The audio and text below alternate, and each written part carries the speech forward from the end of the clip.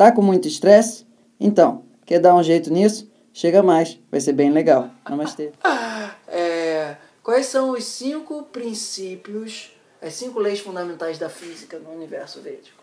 Quais são as leis fundamentais da existência? Como é que a banda toca? Ok? Pro cultura védica tem 5 aspectos fundamentais. A cultura védica adora esse número 5, entre outros motivos, porque a gente tem 5 dedos também. Mas um deles é o atributo do campo, do espaço, da capacidade de existir dentro, da capacidade de se expandir e de se contrair. Que no nosso corpo, a ideia mais próxima que a gente tem fácil disso são as veias. Tá? As veias, elas têm um tamanho definido, mas elas se contraem, elas se retraem, elas têm a possibilidade de fazer com que coisas existam dentro dela. Ela não é exatamente uma coisa no sentido fundamental de que não é o sangue passando ali, mas sem ela o sangue não circula. Ok? Então entenda um espaço nesse sentido. Um lugar onde o universo pode existir, ele tem essa capacidade de contração e expansão, ele tem outras habilidades e características também, mas entendam dessa maneira. E aqui a gente vai chamar isso de Akash, ok? O princípio do espaço. Normalmente traduzido como éter também, que como eu costumo dizer, uma péssima tradução. Eu adoro de vez em quando soltar esses tibétios. Mas o seguinte é, do espaço, o som se dobrou e a primeira coisa que aconteceu do som se dobrar é o movimento, que é a noção de Vayu, que é a ideia de que no princípio era o nada e depois fez-se o verbo. Não é assim? Na Bíblia? Isso é altamente védico também, essa concepção. Do nada, que é o Akash, eu estou falando assim de uma maneira um pouco mais solta, ok? Começou-se a existir um movimento, esse movimento é o verbo, e esse movimento é como se fosse a ideia do que a matéria sutil, ela dobrou a primeira vez, o som dobrou a primeira vez e ela fez o tato, ok? Então na energia mais sutil de todas, na matéria mais sutil de todas é o campo. E depois que o campo ele se adensifica como um origami sonoro sendo dobrado na primeira dobradura, a gente chama isso de tato. E a gente chama isso de vayu, a gente chama isso da capacidade de movimento. Então, primeiro, digamos, tem a veia. Depois vem a possibilidade do movimento do sangue. Ok? Vamos pegar esse exemplo assim, só para... só que nesse lugar que está passando aí, não é exatamente de uma maneira mais analítica perfeita, não é a circulação de sangue, é o vento dentro do pulmão. Tá? Só para ficar um pouco mais claro. O pulmão se expande e se contrai. Se expande e se contrai. E ali dentro não está passando ar, ventando? Então é mais ou menos essa a ideia. Então, no primeiro há o espaço, a caixa, com a capacidade da gente escutar. Depois esse campo ele se dobrou energeticamente, ficou mais denso. E isso virou tato. Isso virou a capacidade da gente se mover. Ok? Quando o vento se move, a gente sente ele prioritariamente aonde? Na nossa pele, não é? Bom, aí depois, esse mundo material, ele se dobrou mais uma vez e ficou mais denso. E nesse processo de ele se dobrar, ele gerou fricção. E essa fricção gerou calor. Ok? Então, esse princípio do calor é um resultado do movimento. E na cultura védica, a expressão desse calor nos nossos sentidos é visto através dos olhos. Okay? Os olhos são o órgão principal que a gente tem de ver luz e calor, em um certo sentido. A gente vê o sol como? A gente sente o sol como? Sente um pouco pela pele também, né? Mas vê prioritariamente pela luz, certo? Então a capacidade da gente de enxergar a luz é um sentido criado a partir dessa terceira lei fundamental da física védica, que é Agni, certo? Então a gente tem Akash, Vayu e Agni. A gente tem capacidade sonora, capacidade tátil e capacidade visual. Ok? Aí essa parte mais esquisita da explicação. Vamos com calma. do calor, é como se ele tivesse derretido o pano da matéria, que é o Akash, e ele começou ali a fazer aquilo dali. Imagina isso o seguinte, se você pegar um gelo que está duro, que está estático, se você esquentar ele, o que acontece? Ele derrete, ele muda de forma, não é isso? Então, o Agni tem a capacidade de transformar o sutil em denso e o denso em sutil, certo? Então, tudo que era sutil, o Akash e o Vayu, virou mais denso e virou Apa, ou Api, que é o atributo de água, que é o atributo que a gente sente aonde? Na água,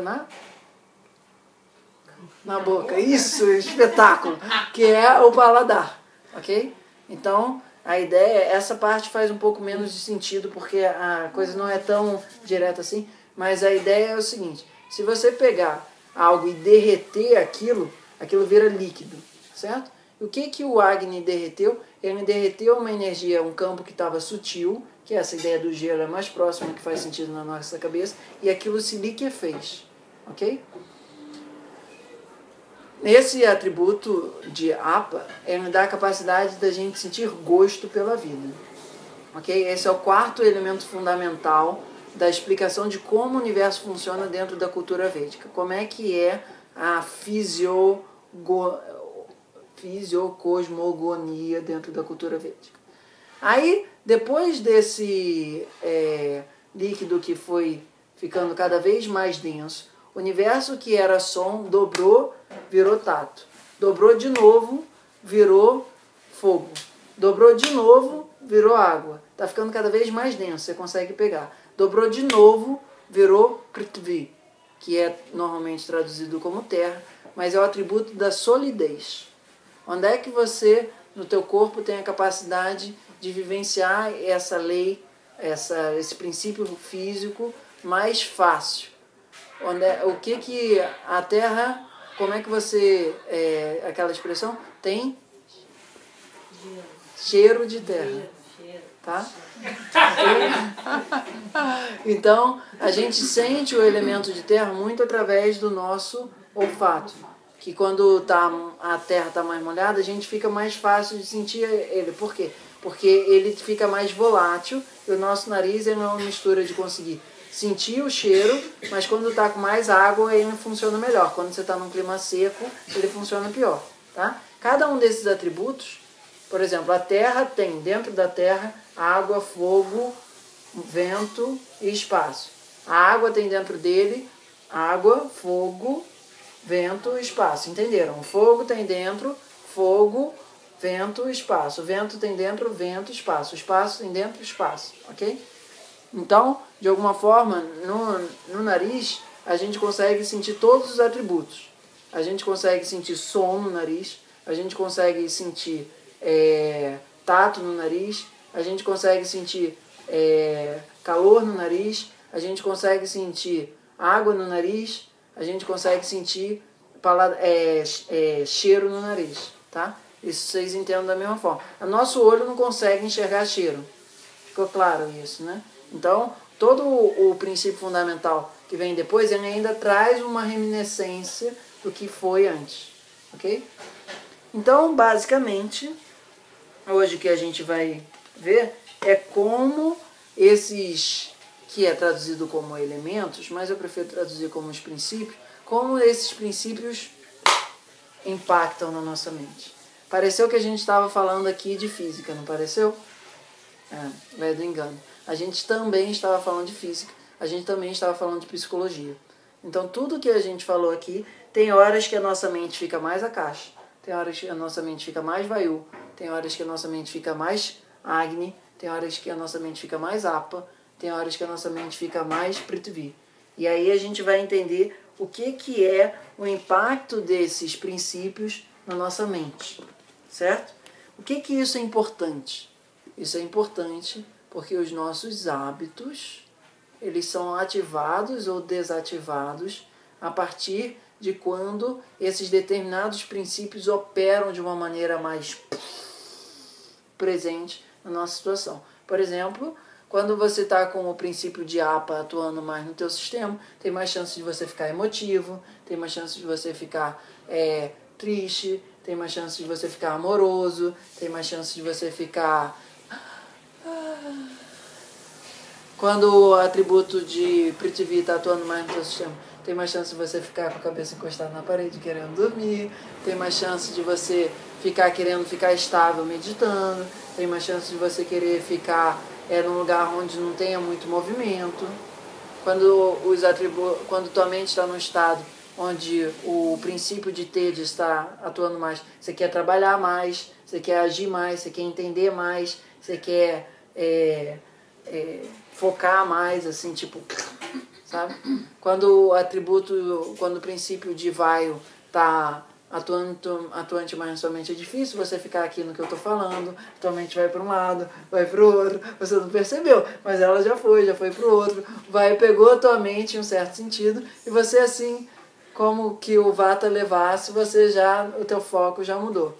Quando o atributo de Akash, o princípio de Akash está mais presente, você pode estar ao mesmo tempo no estado de absoluto centramento e união cósmica, e você pode estar completamente zonzo, com vertigem, ou com uma sensação de claustrofobia, ou com uma sensação de estar num lugar onde você precisa que tenha mais espaço ou menos espaço, certo?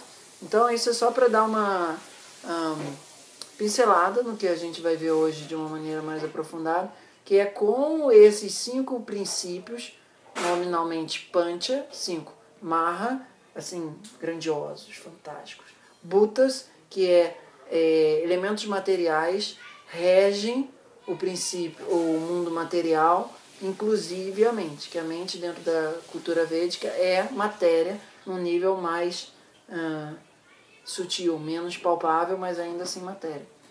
Todo mundo vivo até aqui, certo? Ok. Apertem os cintos, vamos começar, certo? Jai Gurudev. Espaço Ayurveda, seu recanto de bem-estar no Rio de Janeiro. Namastê.